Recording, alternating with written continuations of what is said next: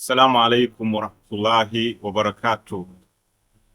Alhamdulillah wassalatu wassalamu ala rasulillah Sayyidina Muhammadin sallallahu alayhi wasallam huwa wa ala alihi wa ashabihi wa man wala wa ba'd.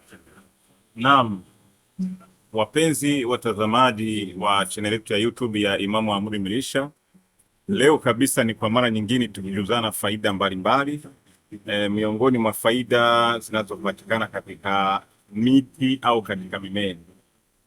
Katika siku ya leo napenda nikufundishe faida ya dawa hii. Dawa hii inaitwa mwegea au mlemela. Hii kwa yule ambaye anayesumbuka na vidonda vya tumbo au ngili au tezi dume kwa maana ya prostate. Namna ya kujitibia, ndugu yangu mpenzi mtazamaji, chukua dawa hii ambayo hii tayari tumeshaifanya kuwa ni poda unga. Chukua dawa hii haswa iwe ya mizizi. Uchukue kijiko kimoja, kisha uchukue na nyanya mbichi ziwe kama 21. Pia chukua na kijiko cha hardar kimoja. Chukua na kijiko cha uwatu, manake fenugreek, manake hirba au hurba. Kisha chukua hivyo, weka lita moja ya maji, chemsha. Ukisha chemsha, subiri chemke kabisa ili iwe sawa.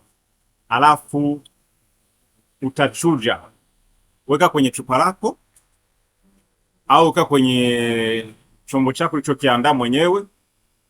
Alafu utakuwa unatumia kikombe cha chai kutwa mara 3. Ndugu yangu mtazamaji na msikilizaji, utakuja kunishukuru, kwa sababu hiyo inaenda kuosha kwanza sumu zilizopo ndani ya mwili, pia inaenda kuosha vitu mbalimbali viko ndani ya tumbo. Kumbuka, chakula chetu tunachotumia mara nyingi kinakuwa na sumu, na kama alivyosema